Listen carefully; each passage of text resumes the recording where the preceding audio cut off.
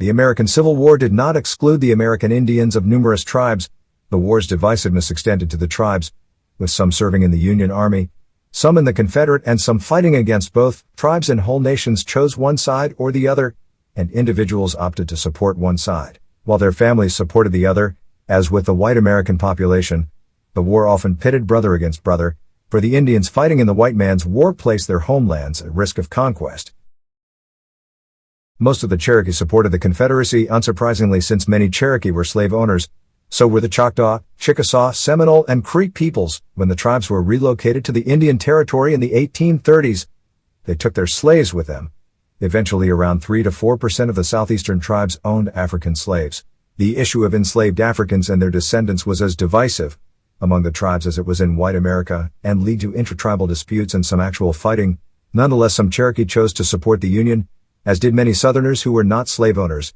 Here is 20 of the complicated history of the American Indians during the Civil War. Number 1. The Trail of Blood on Ice. Following the secession of the Confederate States, most of the tribes in the Indian Territory leaned toward supporting the Union. That changed with the fall of Fort Sumter and the subsequent Confederate victory at the First Battle of Manassas. Leaders of the Cherokee, then the largest of the Indian nations in Indian Territory, lobbied for the territory aligning itself with the Confederacy. Ancient tribal rivalries renewed. Several smaller tribes opposed the Cherokee leaders and demanded the allegiance of the tribes to Washington. In November 1861, a Confederate force entered the territory and clashed with some of the smaller tribes. Apopleahola, a chief of the Upper Creek, decided to lead the pro-Union tribes to the safety of Union lines at Fort Row, Kansas. The Confederate troops under Colonel Douglas Cooper attacked them on their journey. The Trail of Blood on Ice was a series of battles between Confederate troops and their Cherokee allies against Apopleahola and his followers.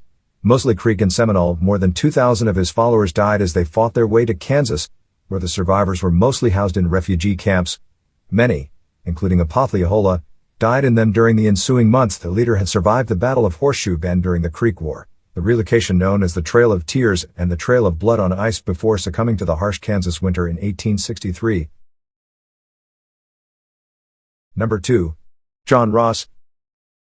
During the Indian removal in the 1830s, the Cherokee split into two main political factions. One which opposed the removal and sent several delegations to Washington took the name of the National Party and supported assimilation into American life. They were opposed by the Treaty Party, which supported relocation and retaining the Cherokee way of life. The National Party eventually came under the leadership of John Ross, a Cherokee political functionary and one of the wealthiest men of the nation. Ross had numerous business interests before and after the relocation, and owned up to 100 slaves of African descent. When the Civil War began, Ross, who had extensive experience negotiating with the federal government, urged the Cherokee to either remain neutral or align themselves with the Union. Traditionalists and the members of the Treaty Party opposed him, and by late 1861, Ross began to advocate supporting the Confederacy, partly in the belief that the Confederates would not interfere with Cherokee slaveholders. By 1862 he had changed his mind, when growing support for a military alliance with the Confederacy continued to divide the Cherokee. Ross and his supporters and followers fled the Indian Territory for the protection of Union troops at Fort Leavenworth, Kansas. Number 3. Stand Watie.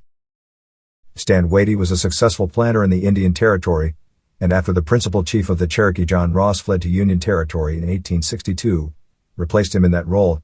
He was a fervent supporter of the Confederacy, and led the Cherokee in support of Colonel Cooper's attacks on the Creek and Seminole. During the Trail of Blood on Ice, he eventually rose to the rank of Brigadier General of the Confederate States Army. Stand Watie led his followers on numerous attacks against both Union troops and Cherokee supportive of the Union.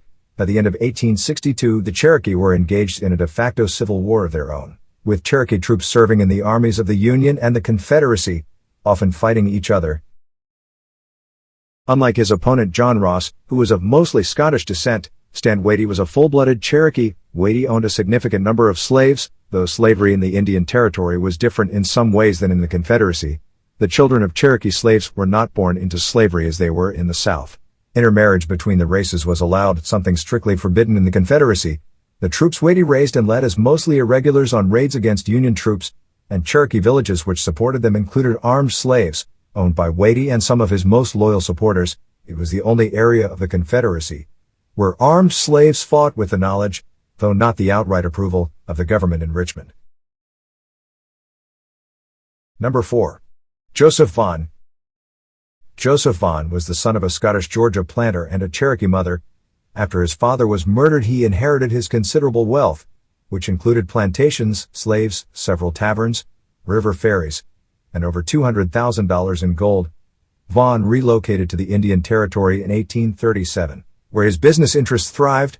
By the 1840s, he owned and operated several steamboats, plantations, taverns, and other businesses along the Arkansas River, the Mississippi River's tributaries, including the Ohio, and in New Orleans. In 1844, Vaughan was skilled when his steamboat, Lucy Walker, suffered a boiler explosion on the Ohio River below Louisville. Vaughan was instrumental in influencing the Cherokee Council to organize militia in the Indian Territory. He argued the militia was necessary to prevent organized slave revolts among the slaves held by the Cherokee, as well as by the Creek, Choctaw, and other tribes. In 1842, a slave rebellion erupted when 20 slaves escaped from Vaughan's plantation. They were joined by others as they fled in the direction of Mexico. Along the way, they encountered a party of slave catchers bringing other escaped slaves back to their Creek and Choctaw plantations. 2 of the slave catchers were killed, and eventually the escaped slaves were captured by the organized Cherokee militia. Vaughan put the majority of the recaptured slaves on his steamboats, though only those which did not steam on northern rivers. Number 5. John Drew. Born in Georgia of mixed-blood parents, John Drew was a slave owner when he relocated to Indian country. During the period known as the Trail of Tears, he traveled in the same party as his uncle and his family. During the period before the outbreak of the Civil War, Drew led a party of Cherokee militia to hunt down a group of escaped slaves who fled from the plantation of Joseph Vaughan. The 100 or so man posse carried whatever weapons they owned. Some were armed with ancient Tower muskets known familiarly as the Brown Bess, having been handed down in Cherokee families since the days of the American Revolutionary War. Drew parlayed this military experience into a commission in October 1861, raising the 1st Regiment of Cherokee Mounted Rifles. Few of the Cherokee were armed with rifles, though some did carry Pennsylvania and Kentucky rifles of several decades vintage. Most of Drew's volunteers, unlike their leader, opposed slavery and joined because they were exhorted to, using the traditions of the Cherokee warrior. A significant number of his men deserted during the Trail of Blood and Ice campaign, not wanting to fight against Indians they knew, after the Battle of Old Fort Wayne in 1862, where the Confederates and their Indian allies were routed. Most of Drew's remaining command deserted to the Union. Number 6. William Holland Thomas. William Thomas, a white man adopted by the Cherokee, studied law in Antebellum, North Carolina. He represented the Eastern Cherokee during the period which led to the Indian Removal Act, and obtained concessions from the federal government, which allowed the Eastern Cherokee to remain in their lands in western North Carolina and eastern Tennessee. When his adoptive father Yonagaska died, Thomas became chief of the Eastern Cherokee, the only white man to ever assume such a role. From 1848 to 1860 he served as an elected representative in the North Carolina State Senate. The concessions Thomas won for the Cherokee made him a well-respected leader among both the Indians and North Carolina's western citizens. When the state seceded from the Union in May 1861, Thomas used his influence both in the state government and the Eastern Cherokee to raise a legion to defend North Carolina. Thomas recruited 8 companies, 6 from the white citizens of North Carolina, most of which were of Scotch-Irish descent. The other 2 were comprised of Cherokee warriors, about 400 men. He called his new command Thomas Legion of Cherokee and Highlanders. They were placed under the command of the Department of East Tennessee and engaged in several battles in the Eastern Theater, including in Virginia's Shenandoah Valley late in the war. Number 7. The Indian Territory Home Guard. In October 1861, the Delaware Nation, then living in the Indian Territory under the auspices of the Wichita Agency, announced its loyalty to the federal government. In Washington, Delaware warriors, armed with their traditional weapons, volunteered for service with the Union Army. The following January, the Commissioner of Indian Affairs in Washington, William Dole, directed the agencies to recruit and arm men of the several tribes in the Indian Territory to defend it against Confederate aggression and from attacks from the tribes supporting the Confederacy. Several tribes responded by providing troops, which were formed into the Indian Territory Home Guard. Delaware, Seminole, Creek, Shawnee, Seneca, Choctaw, and several other tribes responded to the call. The warriors were divided into 2 regiments, designated the 1st and 2nd Home Guard, and were led by tribal chiefs who reported to the Union agents. The Department of Indian Affairs authorized the Home Guard to erect fortifications and established checkpoints and defensive positions on roads entering the Indian Territory. It also established that none of the troops of the Home Guard were allowed to serve outside the Indian Territory. Eventually a 3rd regiment was created, and though a 4th was authorized, the few men it recruited were transferred to the other units, and the regiment disbanded before it saw service. Number 8. Choctaw.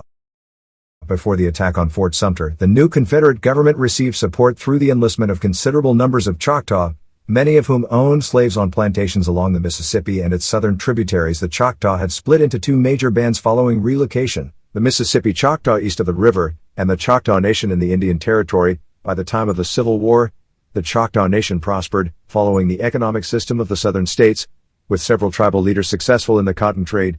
The Mississippi Choctaw were for the most part poor, existing as sharecroppers and small farmers. Both bands of the Choctaw supplied troops to the Confederacy in numbers large enough to create several regiments throughout the war. This occurred despite a marked lack of support from the Confederate government. They fought in numerous battles and skirmishes in the Western Theater, against Union troops and their Indian allies. Choctaw and Chickasaw frequently served together in regiments, though divided by companies rather than fully integrated. By mid-1863, desertion rates among the Choctaw and Chickasaw troops increased dramatically, largely due to their being unpaid by the Confederate government, as well as undersupplied. Number 9. Comanche. The Comanche viewed the Civil War as a battle between the encroaching white settlers and their soldiers. For them, the withdrawal of blue-coated American cavalry, as well as the Texas Rangers across much of what had been the lands they formerly roamed, was an opportunity to reclaim them. During the American Civil War, the region once known as the Comanche area became the scene of destruction and death. Joined by the Kiowa and Kickapoo, the Comanche managed to push what had been the frontier back over 150 miles. White settlements were abandoned, farms raided and destroyed. For the Comanche and their allies, it mattered not at all what were the political views of the settlers they attacked. During the war, they exacted revenge on the tribes which had supported the white settlers, fighting Texas militia and Rangers, Indians supporting both the Confederacy and the Union, and volunteer U.S. Army troops. They raided wagon trains bound for Santa Fe, and were involved in engagements both large and small. By 1863, territorial governors in the Western Plains responded to pleas from settlers and raised Union regiments in New Mexico and Colorado. Among their leaders were Christopher Kit Carson and General James H. Carleton. Number 10. The Wichita Agency Raid. In October 1862, troops loyal to the Union attacked the Wichita Agency, then at Fort Cobb, south of the present-day Fort Cobb, Oklahoma. The agency provided shelter to 300 or so Tonkawa, who were there expecting the protection of the Confederacy. In the pre-war years, the Tonkawa frequently supported the United States government and the Texas Rangers in their battles with other tribes, particularly the Cheyenne. Their service included acting as scouts for the cavalry and Rangers, earning them the enmity of several tribes. The agency had few troops to protect it, and the Tonkawa were not prepared for an assault, which included Indians troops from numerous tribes. Some accounts claim both Cheyenne and Kiowa participated in the attack, though neither tribe was allied to the Union, making it unlikely. Following the assault, which led to the agency being destroyed, all of the whites dead, and the Tonkawa fleeing to Fort Arbuckle, they were attacked again the following day. Which tribes participated in the second attack, known as the Tonkawa Massacre, is equally unclear, but approximately 140 men, women, and children were killed as the remains of the party scattered and fled to the south. Those which survived and reached Fort Arbuckle came under the protection of a Chickasaw unit loyal to the Confederacy. The attackers of the Wichita Agency returned to their bases, taking with them a captured Confederate flag and about $1,200 in gold. Number 11. Service in the Navy. For the sailors and officers of the Union Navy, the coastal waters and rivers and streams posed a considerable obstacle. Most of the pre-war officers familiar with the waterways of the South resigned and joined the Confederate Navy, and most local pilots and watermen remained loyal to their respective states. In Virginia and North Carolina, several tribes chose to align themselves with the Union, acting as river guides and pilots in both civilian and military capacities. Among them were the Powhatan, descendants of the first Indians to encounter the English settlers at Jamestown more than 250 years earlier. They were joined by the Pamunkey and Lumbee in North Carolina and Virginia. The Powhatan pilots and guides were essential to the operations of the Union Army during the Peninsula Campaign and subsequent operations around Hampton Roads, along the James River, and on its tributaries. They also provided spies which reported to the leaders of the Army of the Potomac during its operations in Virginia. As such, they reported the movements of the Army of Northern Virginia, identified river fords not depicted on maps, and provided information on alternate routes to the main roads in eastern Virginia. Other tribes, including Cherokee and Creek loyal to the Union, provided similar services to the Union armies in Kentucky, Tennessee, and Georgia. Number 12. Catawba. Although the Confederacy refused to recruit and arm blacks, even freedmen, for their armies, it had no qualms about arming Indian tribes, which expressed loyalty to the government. The Catawba were so enthusiastic about their support of the Confederacy that nearly all of the adult males in the region entered the army. However, there were then not many Catawba left in South Carolina. About 55 Catawba were alive when the war began, and of those unknown, 19 entered the Confederate Army, serving in the 5th, 12th, and 17th South Carolina Volunteer Infantry. The 12th fought in the Peninsula Campaign, the Battle of Antietam, the Siege of Petersburg, and other major actions of the war. In the Army of Northern Virginia, the Indian troops were not deployed in segregated units, as they were for the most part in the Army of the Potomac. In the latter, they were enrolled in units which were at the time referred to as colored troops. Exceptions were made for spies, scouts, and waterways pilots. In terms of sheer numbers, the participation of the Catawba was small, but in terms of percentage of the population serving, it was high. The Catawba's service to the Confederacy was honored with a monument erected in Columbia, South Carolina in 1900. Number 13. 1st Michigan Volunteer Sharpshooters, Company K. Over the summer of 1863, the 1st Michigan Volunteer Sharpshooters were formed and trained near Dearborn, Michigan. Among the volunteers were a large number of members of the Ottawa, Ojibwa, Huron, Delaware, and Potawatomi tribes. They were formed into a single company, K Company, one of the 6 which made up the regiment. After initial training, the regiment served briefly in Indiana and Chicago, before joining the Army of the Potomac in time to take part in the Overland Campaign in 1864. They fought in the Battle of the Wilderness, where Company K covered their blue uniform blouses with camouflage made from mud and leaves, as they acted as skirmishers and pickets. From there, they were an intrinsic part of the long slugging match over the summer of 1864, including the battles of Spotsylvania, Cold Harbor, and the Siege of Petersburg. They were among the units pinned down during the ill-advised bloodbath known as the Battle of the Crater. The survivors of that debacle were among the first to enter Richmond after Lee's army fled the city in the spring of 1865. They joined the Union troops which pursued Lee to Appomattox and surrender. Throughout their participation in the Overland Campaign, they drew high praise from officers of other units, who observed their behavior under fire, for their skirmishing ability, accurate shooting, and coolness in battle. Number 14. The Dakota War of 1862. In 1862, the Dakota, also known as the Eastern Sioux, were in a lengthy dispute over the non-payment of annuities due them, based on treaties signed with the United States government in 1851. The treaties were signed while Minnesota was still a territory. It became a state in 1858. The payments were in fact made, though often late, and directly to the traders with whom the Sioux had debts. Subsequent treaties and discussions reduced the lands reserved for the Sioux to occupy, and an increased settlement in the state reduced the forests and the amount of game on which the Sioux survived. In 1862, a delegation of Sioux led by Little Crow arrived in Washington to plead for direct payment of the annuities to them.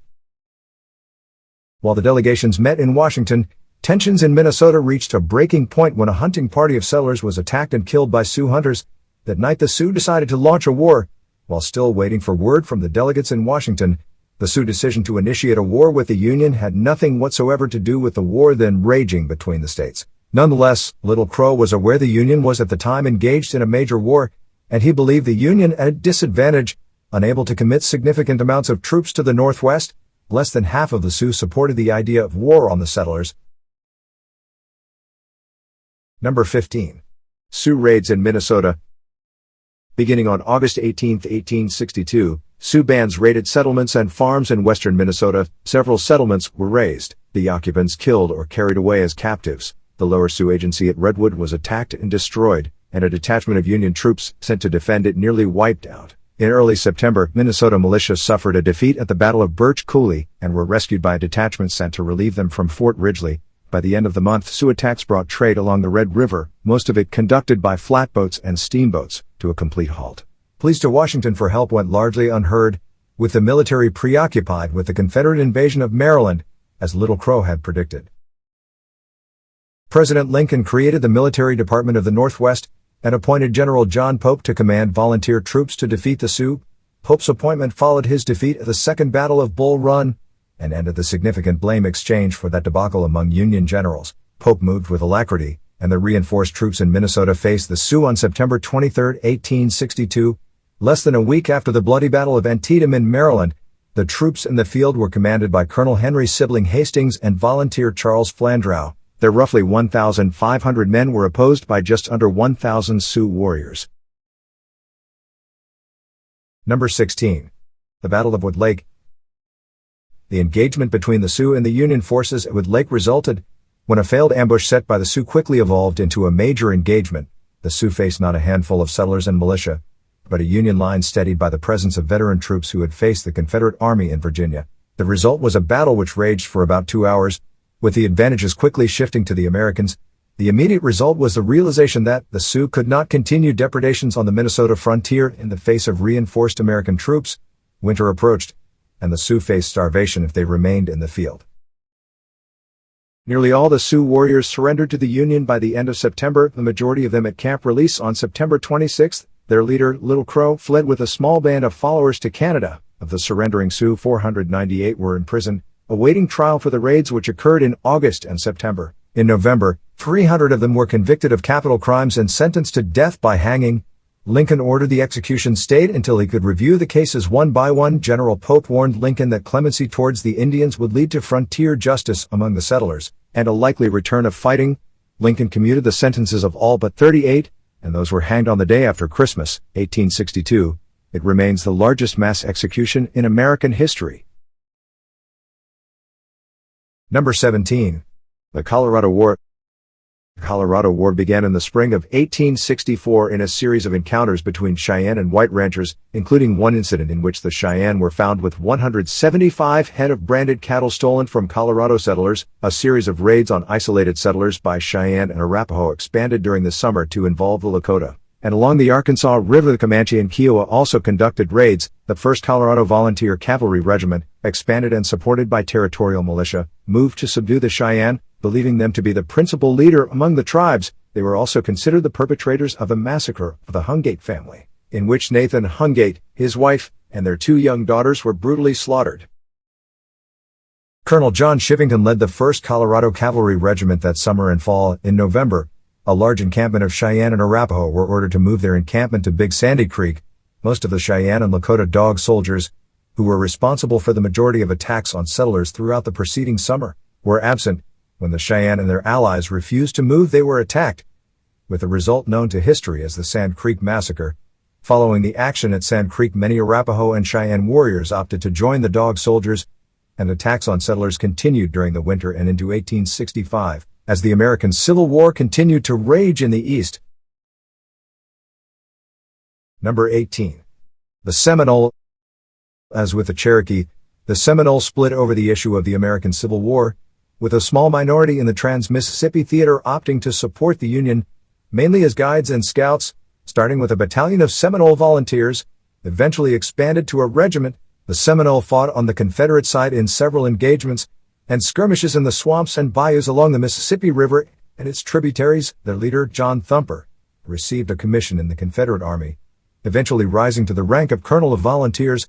The Trans-Mississippi Seminole practiced slavery before the Civil War, and following the end of the war, the United States imposed a new treaty with the tribe, freeing all slaves and restricting their lands. In Florida, Seminole companies formed and offered their full support to the Confederacy as units of the Confederate States Army. The first formed in 1862, led by Andrew Hodges, and included both Seminole and white volunteers. The second, formed from the remnants of the first in 1864. In the Everglades, there is substantial debate over whether this company fought in the Battle of Olustee, the largest battle fought in Florida, but numerous reports of Seminole-led ambushes and sniper attacks appear in the records of Union soldiers. After the war, the Florida Seminole remained in the area of the Everglades, where many still live in the 21st century. Number 19. Ely Samuel Parker. Ely Parker was born in New York State on the Tonawanda Seneca Reservation, a tribe of which he was a full member. Educated at first by missionaries, then by reading the law in New York, he was denied admittance to the bar because at the time Indians were not considered American citizens. He later attended college at Rensselaer Polytechnic Institute, gained an engineering degree, and worked as a civil engineer when Lincoln issued his call for volunteers in 1861. Parker attempted to raise a company from the Iroquois tribes, but his services were rejected by the War Department. He then attempted to enlist himself, and was again denied. Parker appealed for help from his longtime friend, Ulysses S. Grant. Grant obtained a commission for Parker as a captain of engineers during the siege of Vicksburg in 1863. Following Grant's promotion to command of all the Union armies in the field, Parker went with him as his adjutant. After Grant and Lee discussed the terms of surrender at Appomattox, it fell to Parker to draft the document to which Lee affixed his signature. Afterwards, Lee commented to Parker that he was glad to see at least one real American present at the surrender. Parker replied to the Confederate general, "We are all Americans," as he shook Lee's hand. When Grant became president, he appointed his former adjutant as the Commissioner of Indian Affairs, the first Native American to hold the office. Number 20. Thomas Legion of Cherokee Indians and Highlanders. When Thomas Legion was formally organized at Knoxville in 1862, it mustered 1,125 men, divided into 10 infantry companies, a cavalry battalion, and an artillery detachment. Throughout the next 2 years, the Legion fought in several engagements and skirmishes. By early 1864, its strength had been reduced to about 500 men. In 1864, the Legion was ordered to join Confederate General Jubal Early's campaign in Virginia's Shenandoah Valley, an attempt to divert Union strength away from the bloody Overland Campaign. The Legion was detached to Early's campaign in May 1864. Following the Battle of Cedar Creek in October, it was returned to North Carolina, its strength down to about 100 men. By then, the Appalachians in several southern states were filled with deserters from the Confederacy, and old grudges between mountain families and clans erupted in ongoing violence. The Legion recruited additional men from these groups in an attempt to restore law and order. The recruiting of deserters, rather than returning them to their original commands, drew Thomas a court-martial, during which he was convicted. President Jefferson Davis overturned the conviction, and the Legion remained in the field. By March 1865, Thomas had increased the strength of his command to approximately 1,200 men, about one-third of whom were Cherokee. After receiving word of Appomattox, the Legion surrendered at Waynesville, North Carolina, May 10, 1865.